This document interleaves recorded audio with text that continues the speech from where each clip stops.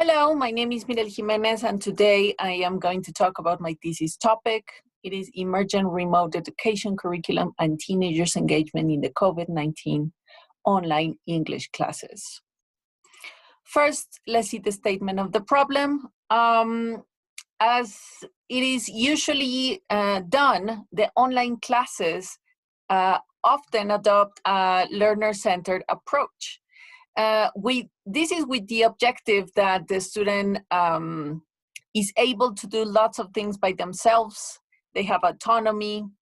They have metacognition. They know how they learn better, and they can manage themselves generally. So usually online classes manage the profile of learner-centered approach. That's the ideal to work on this setting. The teacher is the guide. It is not the one actually giving all the information. It's merely a guide and an advisor. The students have to display their skills in different tasks and exercises that the teacher decides how, when they should be displayed. Oftentimes the students choose how to display it, but they know what is expected. And this is the way to verify that they have learned.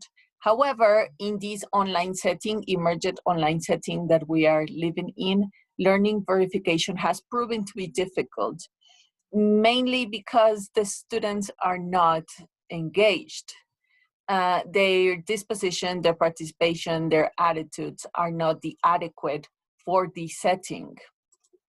And so the purpose of this study is to see if by promoting engagement, more online class participation can be reached. The assessment has to be formative and has to be meaningful to guarantee quality.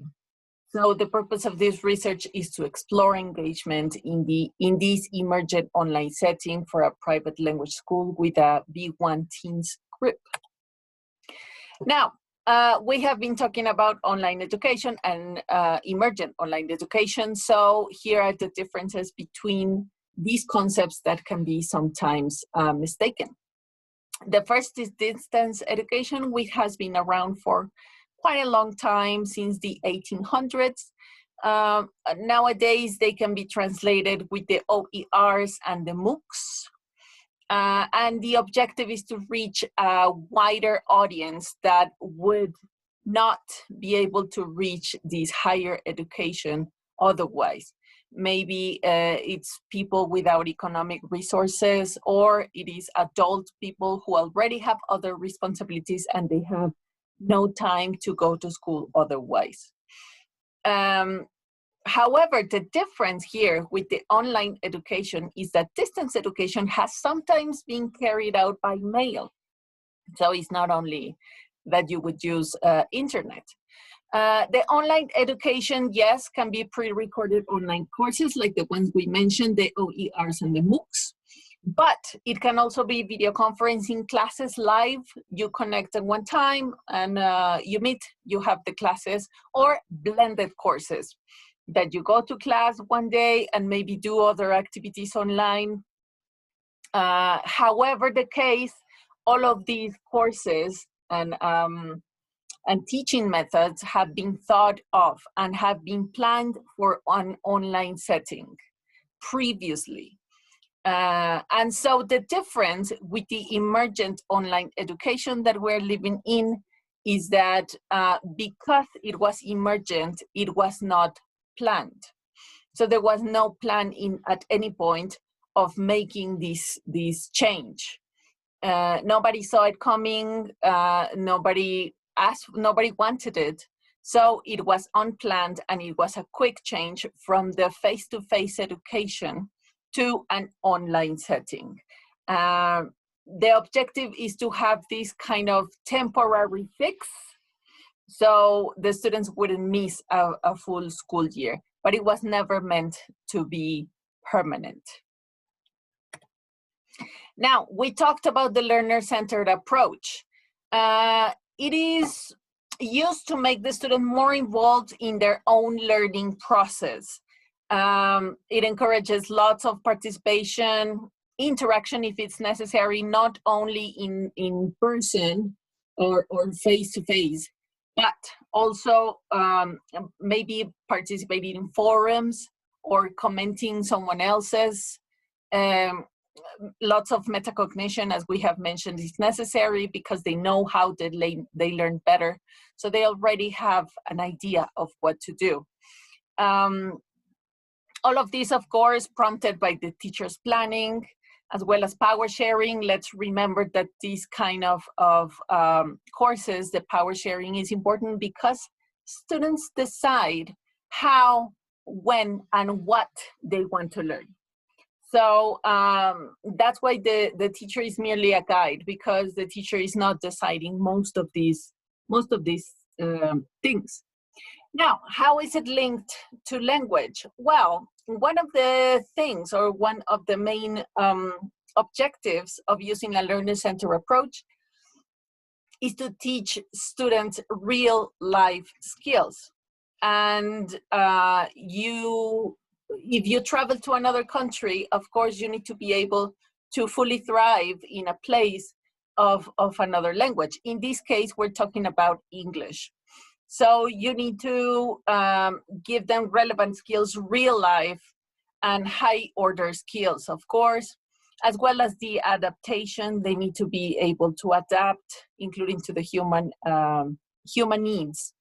The teacher needs to give formative assessment. So all of these can come to a full circle, and the student can understand and can really learn what it is intended to be learned. Now, we have here engagement. We are going to define it by the desire, willingness, and disposition a student has toward everything in school.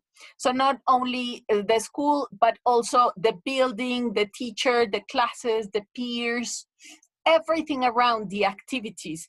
It is these feelings that the student portrays in this kind of in this environment. That is what we link to engagement. Now, there are 3 kinds of engagement that are usually talked about. The first one is the behavioral engagement. Then we have the emotional engagement, and we have the cognitive engagement. And this is the one where we are going to focus on, mainly because its observable indicators are the ones that we wish to see in an online setting, in a class that is given online. It involves self-regulation or being strategic. It can focus on psychological investment in learning, a desire to go beyond requirements, and they like to be challenged. So because they like to be challenged, they are more eager to do new tasks. Now we're going to talk about the curriculum, because this is an important part of when we talk about this engagement in the online setting. The curriculum is thought of as being the backbone of the program of education, because it is a program. It involves the intentions, values, attitudes, beliefs, skills, and knowledge that this school is trying to make their students learn. In order to make a successful curriculum, the first step, we know that a needs analysis has to be done. And because this was emergent, this was done quick, so there was no time for a needs analysis, and a lot of assumptions have to be made. Now, because a lot of assumptions were made, there are many which are not necessarily true for all the demographic. Also, the face-to-face curriculum that was in the normal regular school, it had to be adapted to an online setting, and sometimes it doesn't really match.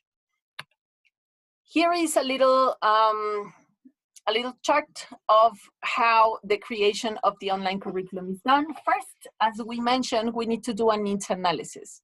It is the students' needs, the students' wants, and the students' lacks. Now, this last is very important because these considerations need to be taken in order to design the curriculum. Then, after we have taken all of these into account, we're going to the creation of the online curriculum, and then it is offered to the community. And after it is offered, the students see this and they know that this is fitting and this is what they need. Therefore, the students choose to use this modality.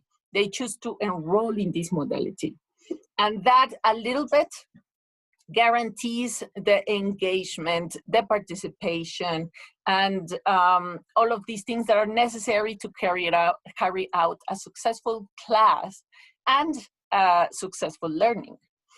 This is the ideal. However, in the emergent online setting, we see that there was no needs analysis conducted. And because there was no needs analysis conducted, many things were not taken into account. And as we said before, the assumptions weren't taken as a fact in this place. There was no creation of the online curriculum. There was an attempt of adaptation to the face-to-face curriculum to the online curriculum. It was not offered to the community. It was forced on the community because if the students wanted to finish successfully the school year, they needed to enroll in this online setting. And the students, they did not choose to study this modality. They had to study this modality so they wouldn't miss a complete school year.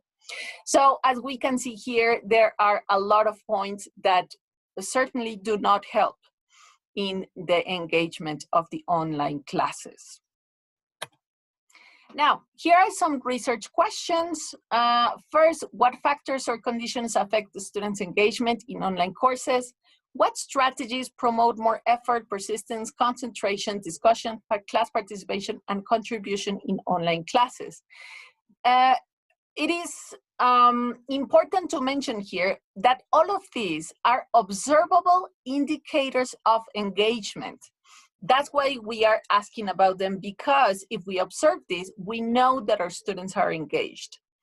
And the third one, to what extent do the disposition, participation, and attitudes the students displaying in the online classes improve?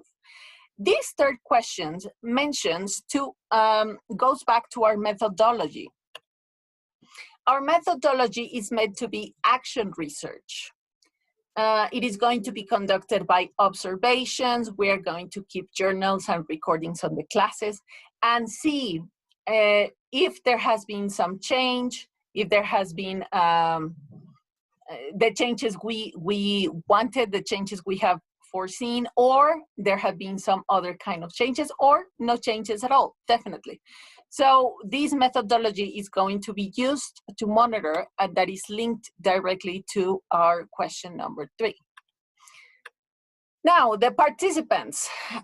We're going to focus on teens because on my personal experience as a English language teacher, when we talk about kids, oftentimes we have no problems with participation. They are eager to participate. The cameras oftentimes are always on, so we can see them and we can interact with them. We know they are there. They are working, they're participating. And adults already know what is going to happen. They have chosen to be there. So the participation and engagement is a little bit larger.